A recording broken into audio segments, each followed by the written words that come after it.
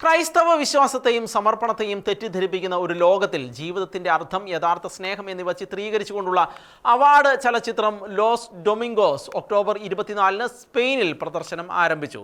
ലോകത്തിൽ പലരും അവജ്ഞയോടെയും നോക്കിക്കാണുന്ന കത്തോലിക്ക സന്യാസ ജീവിതത്തിലെ വെല്ലുവിളികളും അതിൻ്റെ മഹിമയും വർണ്ണിക്കുന്നതാണ് സിനിമയിലെ പ്രമേയം.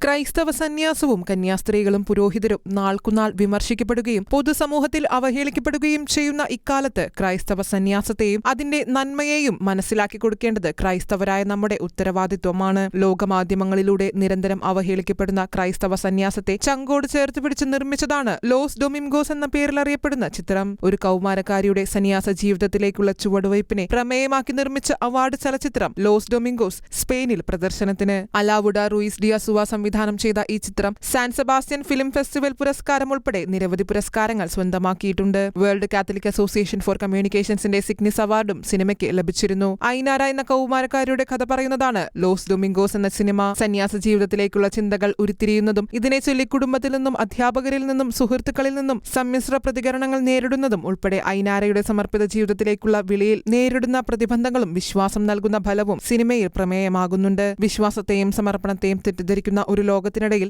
ജീവിതത്തിന്റെ അർത്ഥം, സ്നേഹം എന്നിവയ്ക്കായുള്ള അവളുടെ അന്വേഷണവും വൈകാരികവും ആത്മീയവുമായ തലങ്ങളും സിനിമയിൽ അവതരിപ്പിക്കുന്നുണ്ട്. സമഗ്രമായ ഗവേഷണത്തിന് ശേഷം സമർപ്പിത ജീവിതത്തിലേക്കുള്ള യാത്രയെ കണിശതയോടെയും സഹാനുഭൂതിയോടെയും ചിത്രീകരിക്കാനാണ് താൻ ലക്ഷ്യമിട്ടതെന്ന് സംവിധായകനായ റൂയിസ് ഡിയാസുവ പറയുന്നു. International desk, Shekinah news.